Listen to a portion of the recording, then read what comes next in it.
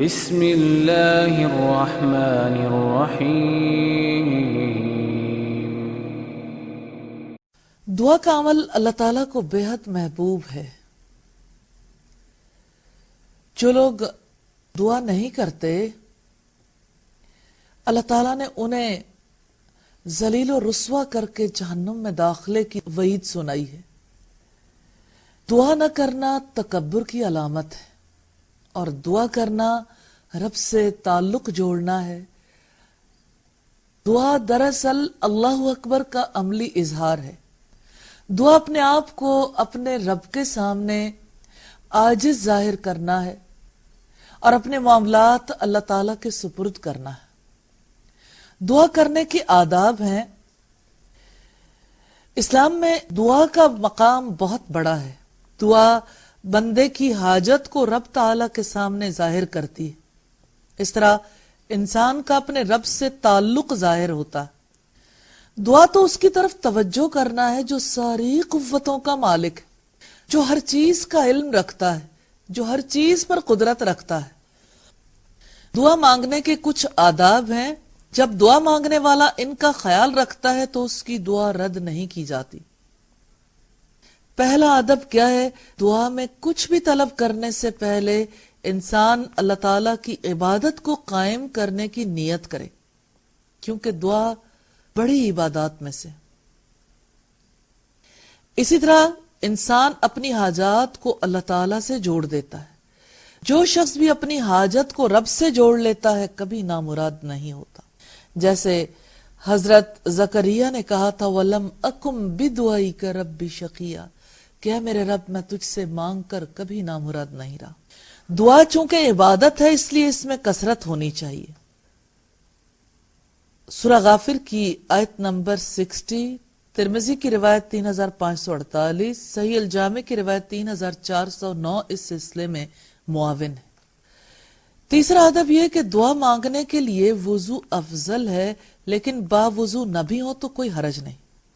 چوتھے یہ کہ دعا مانگتے ہوئے ہتھیلیاں پھیلانی چاہیے۔ ابو داؤد کی 1486 نمبر روایت اس سلسلے میں معاون ہے۔ مانگنے والے کو ہاتھ پھیلا کر مانگنا چاہیے۔ پانچویں بات یہ کہ ہاتھ اٹھا کر دعا مانگنی چاہیے۔ ترمذی کی روایت 3603 اس سلسلے میں معاون ہے۔ چھٹی بات یہ کہ اللہ تعالیٰ کی حمد و ثنا سے ابتدا کرنی چاہیے۔ دعا کی قبولیت کے لیے اللہ تعالیٰ کی حمد و ثنا ضروری ہے۔ انسان کو اپنے ہر کام میں ہی اللہ تعالیٰ کی حمد و ثنا کرنی چاہیے۔ مومن کو یہ یقین ہوتا ہے کہ آج حمد کروں گا تو کل اللہ تعالیٰ مجھے حمد کرنے والوں میں شامل فرما دیں گے۔ ابو داؤد کی 1481 نمبر روایت اور ترمذی کی 3477 نمبر روایت اس سلسلے میں دیکھی جا سکتی ہیں۔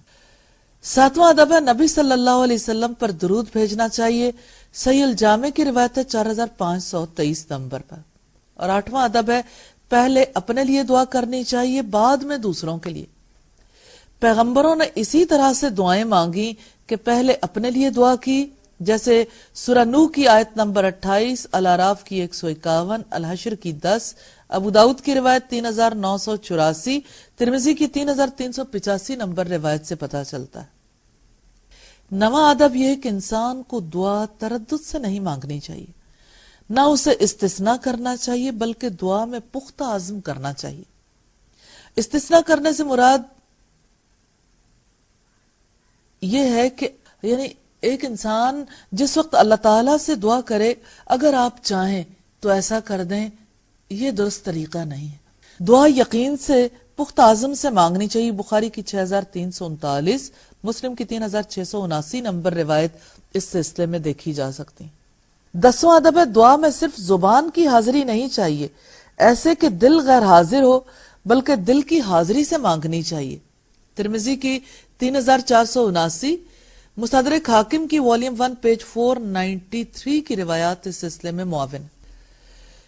انسان کو غور و فکر سے دعا مانگنی چاہیے، اسے پتہ ہونا چاہیے کہ وہ کیا کہہ رہا ہے۔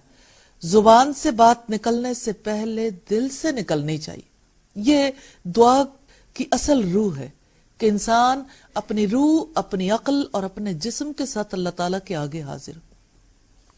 11واں ادب ہے مانگتے ہوئے قبولیت کا یقین ہونا چاہیے۔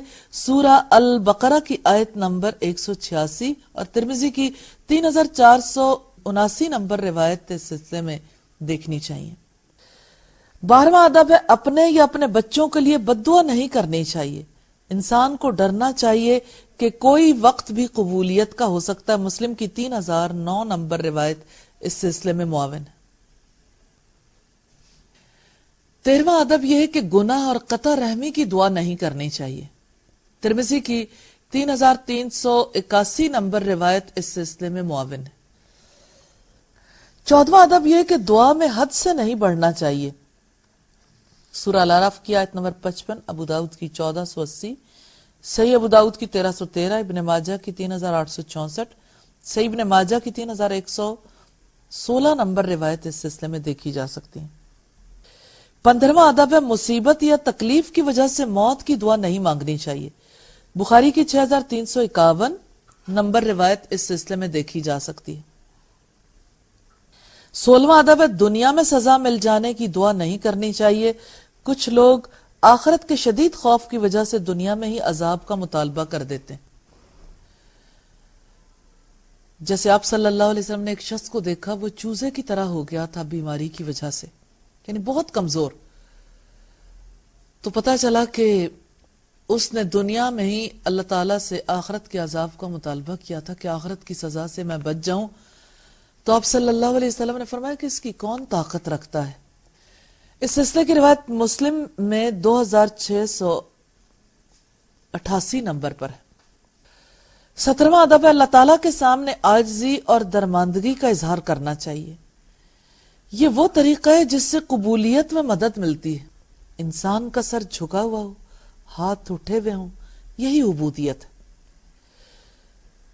وہ اللہ تعالیٰ ہی ملک کا مالک ہے اور ہم اس کے فقیر ہیں۔ وہ آسمانوں اور زمین کا رب ہے، اس سے کچھ بھی چھپا ہوا نہیں۔ جو اس عاجزی کے ساتھ دعا مانگتا ہے اس کی دعا رد نہیں کی جاتی۔ 18واں ادب ہے جامع اور مسنون دعائیں مانگنی چاہیے۔ نبی صلی اللہ علیہ وسلم کی دعاؤں میں دنیا اور آخرت کی بھلائی جمع ہو گئی۔ ابو داؤد کی 1482 نمبر روایت سے ہمیں پتہ چلتا۔ 19واں ادب ہے اللہ تعالیٰ سے کثرت سے عافیت مانگنی چاہیے۔ صحیح الجامع کی روایت ہے 1198، ترمذی کی 3514 نمبر روایت۔ اور 20واں ادب ہے دعا میں اللہ تعالیٰ کے ناموں کا وسیلہ اختیار کرنا چاہیے۔ الاعراف کی آیت نمبر 180، آل عمران کی 193 نمبر روایت اس سلسلے میں دیکھنی چاہیے۔ 21واں ادب ہے اللہ تعالیٰ کے اسم اعظم کے وسیلے سے سوال کرنا چاہیے۔ ترمذی کی 3535، ابن ماجہ کی 3857 نمبر روایت سے پتہ چلتا ہے۔ حضرت اسماء بنت یزید سے روایت ہے کہ نبی صلی اللہ علیہ وسلم نے فرمایا اللہ تعالیٰ کا اسم اعظم ان دو آیتوں میں ہے وَإِلَٰهُكُمْ إِلَٰهٌ وَاحِدٌ لَا إِلَٰهَ إِلَّا هُوَ الرَّحْمَٰنِ الرَّحِيمُ، اور سورہ آل عمران کی ابتدائی آیت الف لام میم اللہ لا الہ الا هو الحی القیوم میں ابو داؤد کی 1496 نمبر روایت ہے۔ 22واں ادب ہے دعا میں الحاح اور کثیر مطالبہ ہونا چاہیے۔ ابن حبان کی روایت 866 اور صحیح الجامع کی روایت 59 اس سلسلے میں مددگار ہے۔ 23واں ادب ہے اپنے رب سے دنیا اور آخرت طلب کرنی چاہیے۔ ابن ماجہ کی 3847، ترمذی کی 3373 نمبر روایت اس سلسلے میں معاون ہے۔ 24واں ادب ہے بدحالی میں کثرت سے دعا کرنی چاہیے۔ انسان پر مصیبت اور تکلیف اللہ ہی کے حکم سے آتی ہے، اس لیے دعا مانگنے میں کمی نہیں کرنی چاہیے۔ الانعام کی آیت نمبر 42 اس سلسلے میں معاون ہے۔ اللہ تعالیٰ سے دعا ہے وہ ہمیں سچی روح بہترین کیفیت کے ساتھ دعائیں مانگنا سکھا دے اور ہماری دعائیں قبول فرمائے، آمین ثم آمین۔